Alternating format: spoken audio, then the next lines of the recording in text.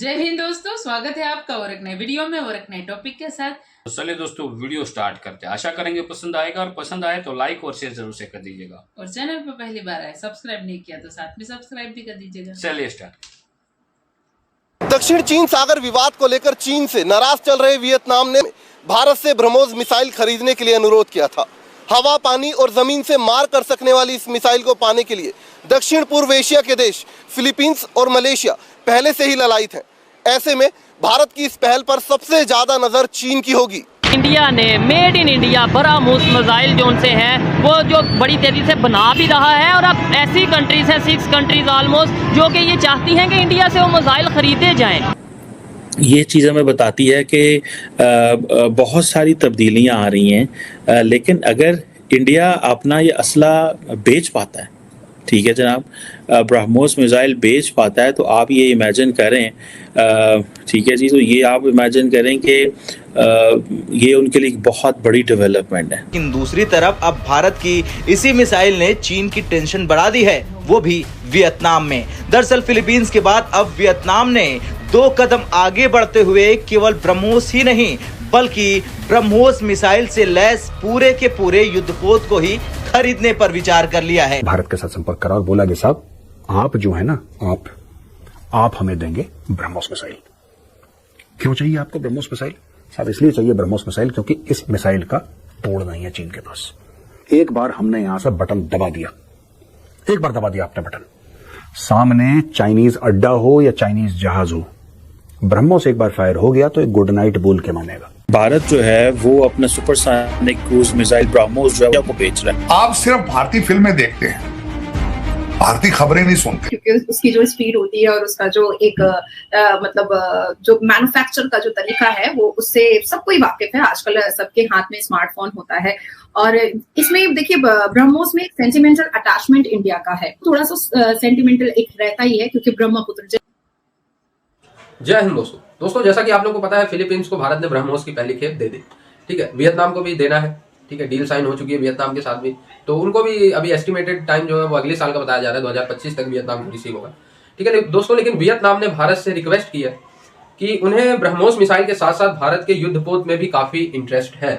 दोस्तों आप लोगों को जान के खुशी होगी कि भारत बहुत सारे युद्धपोत मेड इन इंडिया खुद अपने घर में बनाता है, ठीक है। युद्धपोत ही एक ऐसा चीज है जो हम खुद अपने देश में बनाते रहे हैं कई सालों से। अब तो लगभग डिफेंस का पूरा सामान ही बना रहे हैं, लेकिन युद्धपोत कई सालों से बनाते रहे, जैसे INS Arihant, INS Aditya, INS Vikramaditya, इसके बाद INS मुर्मुगांव, तो ऐसे बहुत सारे हैं, ठीक है, जो भारत बनाते रहा। सो उसमें जो है इंटरेस्टेड है वियतनाम। अब जब ये खबर वियतनाम के मीडिया द्वारा पब्लिक की गई तो चाइना की दोस्तों आंखें निकली। चाइना का कहना यह है कि भारत को अपना गैर जिम्मेदारी वाला रवैया नहीं अपनाना चाहिए और ऐसे देश को, वियतनाम, फिलीपींस, ऐसे देशों को भारत को भी ब्रह्मोस मिसाइल या ऐसे घातक हथियार नहीं सेल करने चाहिए, क्योंकि ये देश इसका मिसयूज कर सकते हैं।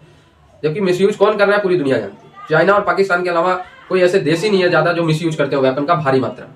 आतंकवादी तो करते हैं, लेकिन चाइना पाकिस्तान देश होके वेपन्स का मिसयूज करते हैं। यानी कि फिलीपींस में भारत के ब्रह्मोस मिसाइल के पहुंचते ही भारत का मित्र देश वियतनाम अब काफी जोश में है। वियतनाम ने भारत के नेक्स्ट जनरेशन के युद्धपोत में रुचि दिखाई है, लेकिन वियतनाम युद्धपोत के साथ भारत के ब्रह्मोस मिसाइल और बाकी के सरफेस टू एयर मिसाइल भी खरीदेगा। तो ये चीज़ जो है, ये चीज़ हमें बताती है कि बहुत सारी तब्दीलियां आ रही हैं, लेकिन अगर इंडिया अपना ये असला बेच पाता है, ठीक है जनाब, ब्रह्मोस मिसाइल बेच पाता है, तो आप ये इमेजिन करें, ठीक है जी, तो ये आप इमेजिन करें कि ये उनके लिए एक बहुत बड़ी डेवलपमेंट है। यहाँ पे आके ये समझना है कि इंडियंस जो हैं ब्रह्मोस जो मिसाइल हैं वो बेच देते हैं, तो ये समझें उनके ऊपर एक बहुत बड़ा ठप्पा लग जाएगा कि जनाब वो उनकी जो वेपन्स एक्सपोर्ट है वो उसकी एक लेवल है, उसका एक मेयार है, वो एक ऐसे मुकाम पे पहुंच गई है कि जिससे बाकी जो दुनिया वो उससे वो भी खरीदेगी, को फ़ायदा होगा, उनके डिफेंस सेक्टर को फ़ायदा होगा। एक इंडो पैसिफिक में, अफ्रीका में जितने ममालिक हैं सारे इंडिया की तरफ लपकेंगे कि भाई हमें वेपन्स दो। ये पाकिस्तान के लिए बहुत इम्पॉर्टेंट डेवलपमेंट है इस सेंस में कि पाकिस्तान को एक थोड़ा खुल के खेलना चाहिए।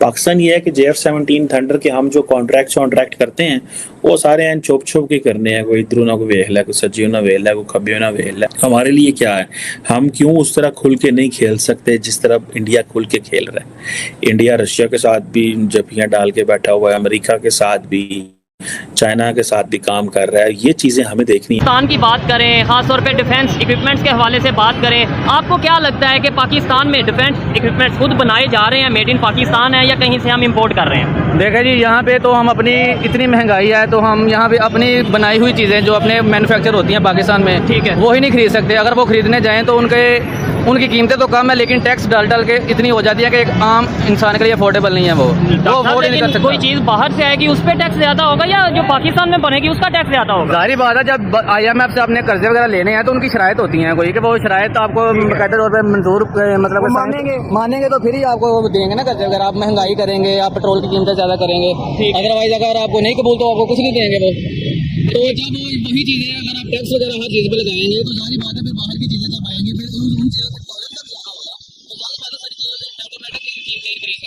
बढ़ने की बात एक और है, लेकिन बात ये है डिफेंस के हवाले से हमें ये बताया जाता है इंडिया हमारा दुश्मन है डिफेंस के हवाले से। वैसे तो ये समझना नहीं चाहिए, लेकिन वो जितनी तेजी से अपने इक्विपमेंट्स खुद बना रहा है, मिसाइल खुद बना रहा है। अभी उन्होंने ब्रह्मोस मिसाइल बनाया है जो कि ना सिर्फ वो खुद यूज कर रहे हैं बल्कि दुनिया के दूसरे कंट्रीज उनसे खरीदते नजर आ रहे हैं। क्या हमारा उनसे अब कोई मुकाबला नजर आ रहा है? हमारा इंडिया के साथ कोई मुकाबला नहीं इस चीज़ में। टेक्नोलॉजी के लिहाज में वो हमसे बहुत ज़्यादा आगे चले गए हैं, ठीक है, ये बात हमें तस्लीम करना होगी। उनके गूगल में, माइक्रोसॉफ्ट में, मतलब कि हर जगह बड़ी बड़ी जो भी मतलब कि चीज़ें हैं इस तरह की, हर कंपनी में उनका कोई ना कोई बंदा बैठा हुआ है। और उनकी टेक्नोलॉजी, उनके देखें उनकी तरक्की का एक रीज़न यही है कि उनके मुल्क में इस चीज़ को आगे प्रमोट किया जाता है। बाकायदा तौर पर इंस्टीट्यूट है वहाँ पे टेक्नोलॉजी के। यहाँ पे टेक्नोलॉजी का क्या है, कुछ भी नहीं है। यूनिवर्सिटीज तो हैं, यूनिवर्सिटीज तो यहाँ पे भी हैं, यूनिवर्सिटी हैं, लेकिन उस तरह के अदारे नहीं है कि मतलब कि वो एक बंदा अगर प्लेटफॉर्म उन्हें प्रोवाइड कर सके। हाँ जी बिल्कुल। अच्छा, अगर वो आज आपने बोला वो बड़ी बड़ी कंपनीज में बैठे हैं, गूगल, माइक्रोसॉफ्ट और पता नहीं कौन सी ऐसी कई कंपनीज हैं जो मल्टीनेशनल कंपनीज के वो CEO नजर आ रहे हैं, क्या वो ऐसे ही जाके बैठ गए? मतलब हर बंदा आसानी से ये बात कर देता जी वो बड़ी बड़ी कंपनी, वो ऐसे ही जाके बैठ गए। उनकी जो हुकूमत है वो सपोर्ट कर रही है ना उनको। नहीं, अच्छा, यानी कि उन्होंने पढ़ा लिखा कुछ नहीं, उनकी हुकूमत ने सपोर्ट किया। जाहिर बात है, जब वो इंस्टीट्यूट बना रहे हैं तो जाहिर बात है उनको तलीम उस लेवल की मिल रही है, ठीक है, उस लेवल की तलीम जब मिल रही है तो उनके प्राइम मिनिस्टर भी उस चीज़ को आगे लेके जा रहे हैं ना, वो भी मतलब विजिट करने जाते हैं जब, तो वो अपनी ये चीजें वहाँ पे इंट्रोड्यूस करवाते हैं। ऐसे ही है, बड़े बड़े बिजनेसमैन से मिलते हैं, अमेज़न वहाँ पे जा रहा है, बहुत सी ऐसी चीजें वहाँ इन्वेस्टमेंट। इमरान खान यहाँ देखे एक अच्छा काम किया, अमेज़न लेके आया पाकिस्तान में, वो खत्म हो गया, वो इन्होंने आगे खत्म कर दिया, तो क्या फायदा फिर? ऐसे तो मुल्क डेवलपमेंट की तरफ नहीं जा सकता। आपने बोला कि वो डेवलपमेंट में खासतौर पे टेक्नोलॉजी में बहुत आगे हमसे जा चुके हैं, मुकाबला नहीं है। ये चीज़ क्या आपको लगता है कि पाकिस्तान की पब्लिक को ऑलमोस्ट पता चल चुकी है या अभी भी हमें यही अंधेरे में रखा गया है कि जज्बा और ये चीज़ें? बस यही बात है ना, देखिए डिफेंस के आप बात करें 80% तो बजट हमारा जाती फौज को है ना। अच्छा, ठीक है, वैसे 80% नहीं जाता लेकिन काफी ज्यादा एक फिगर बताते हैं ना आम लोग जो होते हैं, चलो मेजोरिटी तो जाती है ना उसकी तरफ, आम इंसान के निस्बत, ठीक है, तो वो एक तरह से ठीक काम है, वो आपके मुल्क को बॉर्डर पे प्रोटेक्ट करते हैं, उनका बनता है, ठीक है। लेकिन अगर हम ये करें कि एजुकेशन सिस्टम को बेहतर कर लें, आपने बोला कि अगर इंडिया के लोग बड़ी बड़ी कंपनीज में गए हैं, क्या फायदा वहाँ की एजुकेशन का? क्या फायदा? देखिए मैं एक डॉक्टर बन गया हूँ, मेरे पास अभी तक गवर्नमेंट को जॉब नहीं है कोई भी, ठीक है। आप डॉक्टर कौन से कॉलेज से बने हैं? मैं लाहौर यूनिवर्सिटी से बना हूँ, मैं डॉक्टर ऑफ फिजिकल थेरेपी हूँ। अच्छा, डॉक्टर ऑफ फिजिकल थेरेपी है, और अभी तक आप डॉक्टर बन के जॉब नहीं मिल रही? तो देखिए मेरे बाहर जाने के चक्रों में तो नहीं है? नहीं, बाहर जाने के चक्कर, जब देखिए एक अपॉर्चुनिटी यहाँ पे मिले इंसान को तो वो क्यों बाहर जाएगा? मुझे बताएं, पिछले साल 7 लाख से ज्यादा लोग यहाँ से माइग्रेट हुआ है पाकिस्तान से बाहर, एजुकेटेड लोग चले, एजुकेटेड हम माइग्रेट करके, और 15 लाख जो वो वेटिंग में बैठे हुए हैं, ठीक है। और इंडिया की अगर बात करें, उनके टॉपिक हमारा वो है, तो वहाँ जो उनके स्टूडेंट्स या जो उनके जो भी वहाँ पे बाहर के कंट्रीज में एम्प्लॉयज हैं, इंडियंस हैं, वो वहाँ से छोड़ के अपने कंट्री में वापस आ रहे हैं। ये बात है ना, देखे ना वो उनके प्राइम मिनिस्टर जो है वो चाहे जो भी है बाकी वो मुल्क में वो चीजें ले के जा रहे हैं कि नौजवान को ज़ाया नहीं, वेस्ट नहीं करने दें। तो दोस्तों आप लोगों ने देख लिया, पाकिस्तान और चाइना दोनों में मातम है। जैसे जैसे भारत के ब्रह्मोस की जो डिमांड है वो ग्लोबली बढ़ती जा रही है, और सिर्फ ब्रह्मोस ही नहीं, कई सारे और भी इक्विपमेंट्स है भाई। 75 देश में भारत वेपन सेल करता है, और ब्रह्मोस तो सिर्फ हमने 3-4 देशों को दिया है। बहुत सारे इक्विपमेंट्स है जो भारत जो है डिफेंस के क्षेत्र में सेल कर रहा है। दोस्तों मंथ बाय मंथ भारत की ग्रोथ रेट इतनी है कि जितना देश की 5 साल में होती थी पहले। ठीक है, पिछले मंथ के तुलना में इस मंथ की मैं अगर आपको डिफेंस एक्सपोर्ट की ग्रोथ रेट बताऊं ना, आप हैरान होंगे।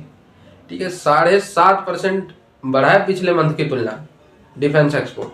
आप इसी से समझ सकते हैं डिफेंस की चीजों में भारत बहुत सारे छोटे मोटे सामान जो है सेल कर रहा है। ठीक है, तो काफी ये गर्व की बात है कि हम मेड इन इंडिया वेपन जो पहले अभी भी खरीदते हैं, ऐसी बात नहीं है कि अब हम एकदम आत्मनिर्भर हो गए। अभी भी लगभग हम 60% से ज्यादा डिफेंस इक्विपमेंट्स विदेश से ही खरीदते हो। लेकिन अगर 60% खरीद रहे हैं, अगर 10% हम बेच भी रहे तो वो 60 का तो 50 हो गया ना। और ठीक है, और हमारे सामान हमें पता है A1 क्वालिटी के होते हैं, और दूसरे देश जाएंगे उसको यूज करेंगे, ट्रस्ट करेंगे। ठीक है, फिर आगे से भारत को वो अच्छा लगेगा, दुनिया को वो अच्छा लगेगा, तो भारत और बनाएगा, भारत का फायदा होगा। ठीक है, रोजगार चाहिए, इन्हीं सब माध्यमों से रोजगार बनता है, और इससे देश की पावर भी पता चलती है। जो देश जितना वेपन सेल करता है उसकी रैंकिंग काफी ज्यादा मायने रखती है आर्मी में। अगर आप वेपन सेल करते हो तो आपकी आर्मी की रैंकिंग बढ़ती है। बहुत सारी चीज मैटर करते हैं ना कि आर्मी स्ट्रॉन्ग है तो क्या मैटर करता है। एक तो नंबर्स मैटर करते हैं, दूसरी उनकी पावर मैटर करती है, तीसरा मैटर करता है कि भाई जो असला बारूद आर्मी यूज करती है वो खुद बनाते हो या दूसरों से मंगवाते हो। अब युद्ध का समय हुआ, वो बंदा असला बारूद रोक देगा, आपका वेपन ही रोक देगा, आपकी आर्मी क्या करेगी फिर खाली का। तो ये भी एक फैक्टर है। तो ये भारत में बनाना बहुत जरूरी है। आई होप ये वीडियो आपको अच्छा लगा हो। जुड़े रहे ऐसे वीडियोस के लिए। तब तक के लिए धन्यवाद। जय हिंद। थैंक यू दोस्तों, वीडियो को यहाँ तक देखने के लिए। और तो वीडियो आपको कैसी लगी कमेंट में लिखकर जरूर बता दीजिएगा। फिलहाल आपसे विदाई ले रहे, मिलेंगे और अपने वीडियो में आपके साथ। टिल देन, जय हिंद, जय भारत।